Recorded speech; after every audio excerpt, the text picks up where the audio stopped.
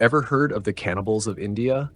Maybe the word cannibal may appear strong and offensive to those who revere this religion, but it's hard to find a way to describe the most jarring attribute of this religious sect. Today, we dive headfirst into the interesting world of the Aghoris. Welcome to Religious Shock, where we explore the most bizarre, mind-bending, and deeply spiritual practices from around the world. If you're curious, disturbed, or both, you're in the right place. Don't forget to subscribe. Now sit back and prepare to enter a world most people will never dare to even imagine. The Aghoris are not your average monks. They belong to a fringe sect of Hinduism, a spiritual path so radical, so terrifying, that even other Hindus often fear them. They worship Lord Shiva, the god of destruction and rebirth, but their devotion goes far beyond what most people would ever consider acceptable. While others pray in beautiful temples, the Aghoris sit in cremation grounds. While others wear clean clothes and chant mantras, Aghoris smear themselves with the ashes of dead bodies and meditate among the flames of burning corpses. But the question is, why? The answer lies in their most radical belief. Nothing is impure. Not blood, not death, not even human flesh. To an Aghori, everything in this world is divine, even the things we're taught to fear or avoid. To understand the Aghori, we need to go back hundreds of years, maybe even longer. Their philosophy is rooted in Advaita, a Sanskrit word that means non-dualism. In simple terms, this idea teaches that everything in the universe is one.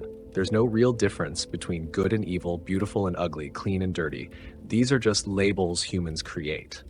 The Aghoris believe that to reach true enlightenment, one must break through these illusions. That means destroying the ego, facing your fears, and challenging everything society has taught you. And for the Aghori, there is no better teacher than death. They believe that death holds the ultimate truth, so instead of running from it, they run toward it. They sleep beside burning bodies, they eat beside the dead. Some even eat the dead. So what is it actually like to live as an Aghori? First, forget about comfort. Aghoris are usually wanderers. They don't own houses, and many sleep in the open, on riverbanks, in forests, or directly on cremation grounds. They have no beds, no furniture, and often no clothes. They cover their bodies in ashes from cremated corpses.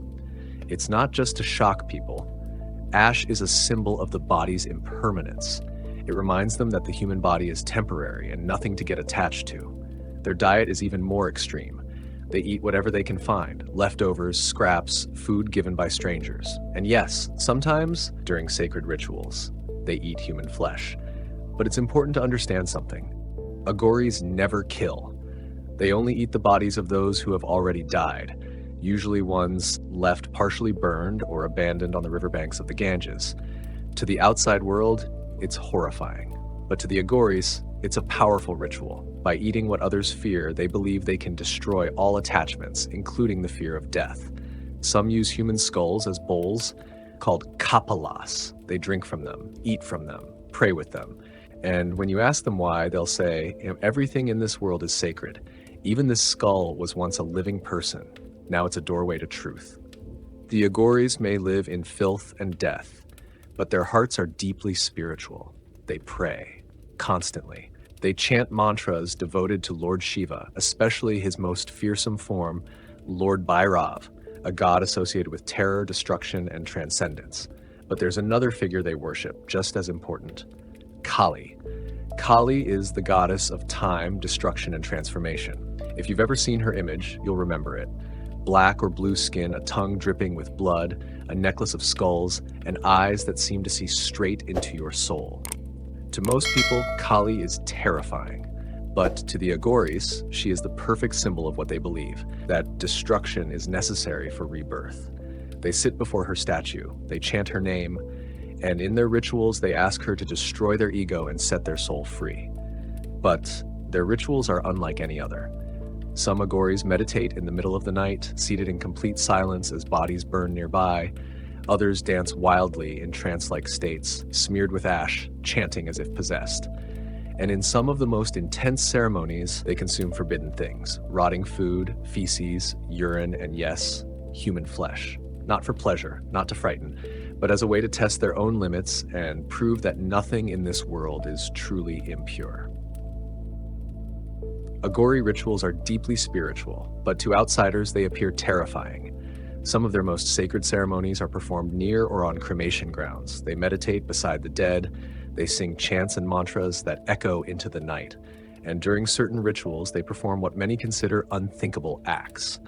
But remember, these acts are never random. They are carefully guided, symbolic gestures rooted in ancient beliefs. When an Aghoris eats human flesh, it is not an act of savagery, it's a spiritual test. They believe that when you consume what the world rejects, you destroy fear. When you touch what others call disgusting, you see beyond illusion. And when you look death in the face, you become truly free.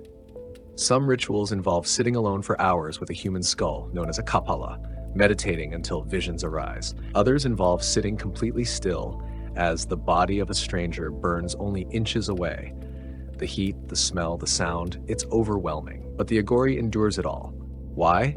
Because in these moments they believe the soul can rise above the body. That death becomes a doorway, not an ending. So what does the rest of India think of the Aghoris? For most, they are both feared and respected.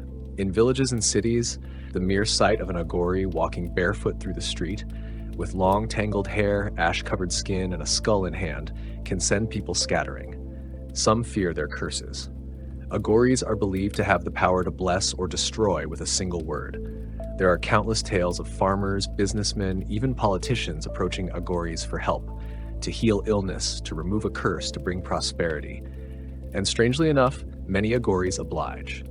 Despite their terrifying appearance, many see themselves as healers. But they don't accept money. In fact, they reject material wealth entirely. Instead, they ask for only one thing: complete trust in the divine. Still, most people avoid them. Some consider them unholy. Others call them insane.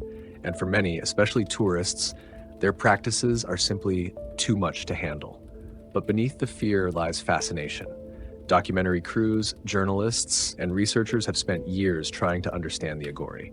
Some manage to film them. Others are chased away. Aghoris are secretive and selective about who they allow into their world. Because to them, this isn't entertainment, it's sacred. You might wonder, are Aghoris just relics of the past, or do they still walk among us? The answer is yes, they are still very much alive, but their numbers are small. It's believed that only a few hundred true Aghoris exist today. Most live along the banks of the Ganges River, especially in cities like Varanasi, Haridwar, and Ujjain. In Varanasi, one of Hinduism's holiest cities, you can sometimes see them sitting near the burning ghats, where bodies are cremated in public. Some sit for hours in deep meditation, unmoving, unblinking. Others chant softly, their voices blending with the crackle of fire and the chants of mourning families nearby. But these aren't shows. They're not for tourists. For the Aghoris, every breath, every movement, every moment is part of their spiritual practice. They might speak in riddles, or not at all. Some have taken a vow of silence. Others will answer your questions if they sense you are truly seeking knowledge, not spectacle. Still, most remain hidden, traveling from one cremation site to another, sleeping under the stars, eating only what they're given, and devoting every waking hour to their gods. Of course, not everyone believes the Aghoris are harmless. Over the years, rumors have spread, wild stories about Aghoris kidnapping children, performing black magic, or stealing bodies from funeral pyres. It's important to understand that many of these stories are myths, exaggerations, misunderstandings, or outright lies. Yes, Aghoris perform rituals that seem terrifying. Yes, they interact with dead bodies, but there is no proof that they harm anyone. In fact, true Aghoris follow strict codes. They do not kill, they do not steal, they do not cause pain. Their goal is spiritual liberation, not chaos. But in a world that fears what it cannot understand, the line between truth and rumor often gets blurred. Some criminal groups have even pretended to be Aghoris to scare people or get away with terrible acts. And unfortunately, real Aghoris have suffered for it, attacked, chased away, or labeled evil for things they didn't do. The truth is more complex. The Aghoris live by their own rules. But those rules are rooted in ancient tradition, discipline, and a deep, terrifying devotion to the divine. So why should we care about the Aghoris? Because they force us to face the things we run from: death, decay, darkness, and ask us to look deeper. In a society driven by fear, they dive straight into it. In cultures that seek comfort, they walk barefoot through ashes. They live the questions most of us are too afraid to ask. What happens when we embrace the ugly parts of life? What if there is no pure or impure, just experience? And what lies beyond the edge of fear? The Aghoris don't want to be understood, but they want you to wake up, because to them, life and death are not opposites. They are partners, and only by embracing both can the soul be free. Let's take a step back now. After everything you've heard, everything you've imagined, let's ask the question that lingers quietly in the corners of our minds. Are the Aghoris madmen, or are they visionaries? It's easy to label what we don't understand, to see ash-covered bodies, skull rituals, and flesh-eating ceremonies and say, that's crazy, that's disgusting. But pause for a second. Most religions ask their followers to fast, to sacrifice, to let go of ego. Many spiritual paths encourage confronting fear, resisting temptation, and detaching from materialism. The Aghori have simply taken this idea to its furthest, most extreme edge. They don't just reject comfort, they run from it. They don't just reflect on death, they live in it. And in doing so, they are chasing the same thing all seekers pursue: freedom.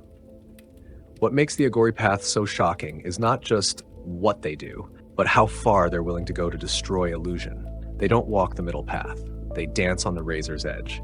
And whether or not you agree with them, whether or not you're horrified or intrigued, there's something undeniably human about that deep longing to touch the divine, no matter the cost. So now that you've walked with the Aghoris through ash and flame, skull and silence, ask yourself, what are you willing to do to understand life and death? Maybe the Aghoris are wrong, maybe they're right, or maybe they're just one of many mirrors showing us who we are and what we fear to face. But if there's one thing we can all agree on, it's this. You won't find stories like these in your school books. You won't hear this in your local temple or church, and you won't forget it once you've heard it. If you're still watching, then you already know. This isn't your average religion channel. This is Religious Shock, where we explore the hidden, the horrifying, the strange, and sacred sides of belief systems around the world. From corpse rituals to holy punishments, from divine ecstasy to spiritual terror, we uncover it all. So, if you're hungry for more, if you're ready to see religion like never before, hit that subscribe button. We're just getting started.